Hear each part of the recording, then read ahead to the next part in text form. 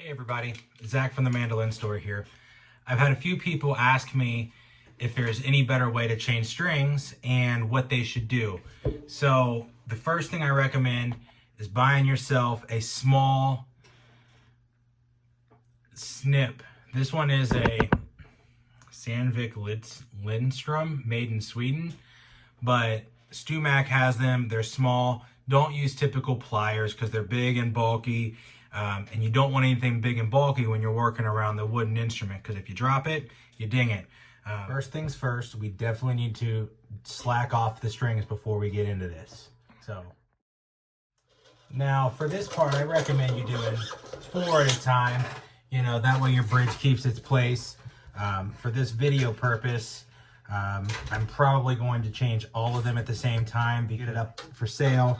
It does need a little bit of cleanup, but again, get yourself some of these snips.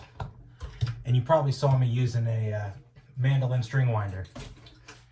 These things are the bomb. They definitely make changing strings a breeze.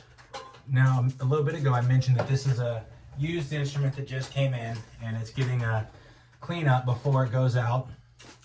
I always recommend using a little bit of lemon oil on the fretboard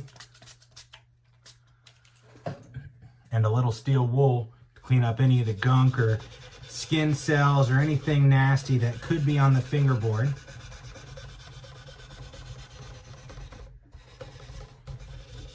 Doesn't need to be anything crazy, just a real brief wipe of the fingerboard to get that good and oiled up in case it's gotten dry. You know, a little oil never hurt anything. I know it's real exciting to watch. And I always like to wipe down the headstock because it's easy to do when you have the opportunity with the instrument off, or the strings off, sorry.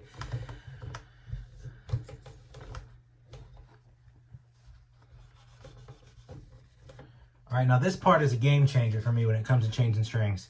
I highly suggest you line up all the peg holes to the same direction facing.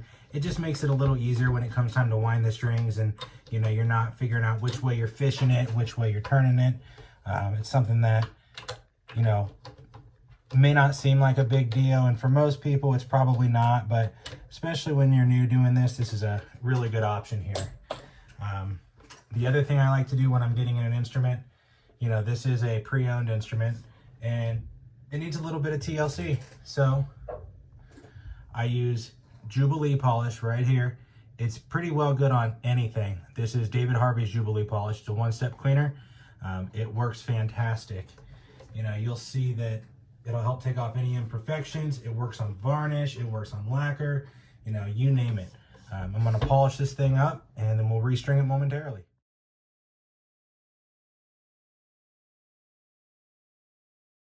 All right, this one's had a bath now with the Jubilee polish. Definitely does a nice job cleaning up. You know, most instruments leave a spot on the bridge. Now again, if you're just changing your strings, just change 4 at a time. That way there's no chance that you're gonna mess this up. The single most important thing that you're gonna do. So obviously with the floating bridge, I will have to get this perfect, but no big deal. You'll see here I bend the strings up at a 90-degree angle. That's the best way to do it, to make sure it holds.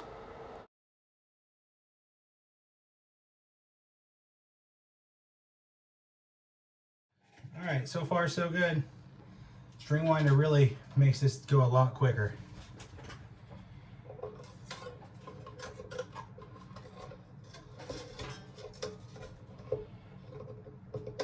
Obviously, some tail pieces are easier to work with than others. So if you've got yourself a James tail piece, obviously that's a very nice upgrade. Doesn't involve any extra fishing. So make sure you bend your string up.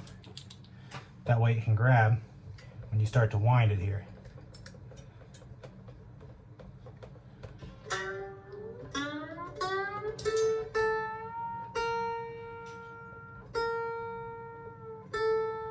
I like to use the string winder, bringing it all the way to pitch. Makes it easier later, because the tension on all the strings definitely change the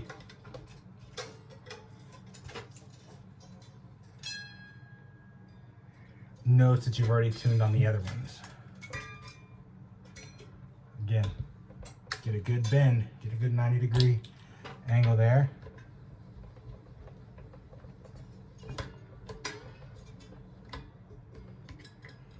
Oh, there we go, grabbing around that screw. There we go.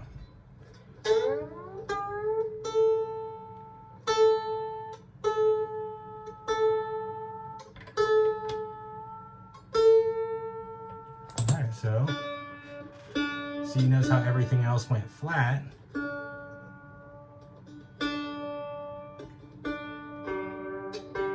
As tension began to pull on the other strings. Alright, so now we're on the E string. Get yourself some snips that are small. They're a lot easier to work with, not as cumbersome. And here goes the E string. Having the right equipment makes all the difference. I know everybody says, oh, you don't need to use a string winder. Well, it definitely makes life easier, and you want a mandolin string winder, not a guitar string winder for your mandolin. Why? Because it doesn't fit most instruments.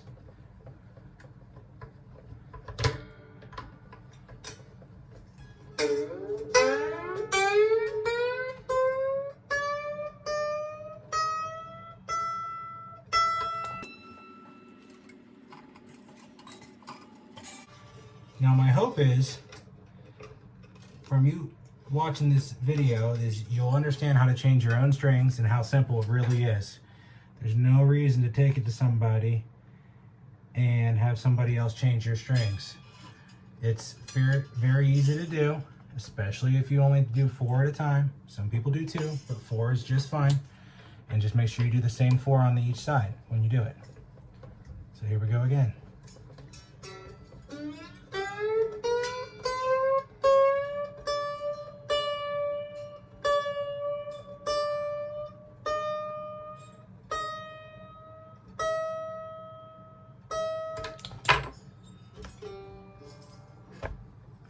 Got my snips here. Snip. Now that's pretty much all you need to know. Again, snips, string winder, a solid set of strings.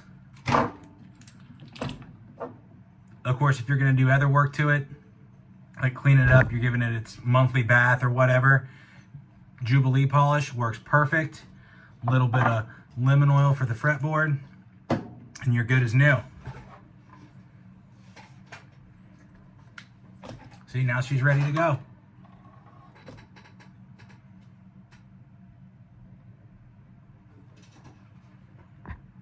Thanks for watching.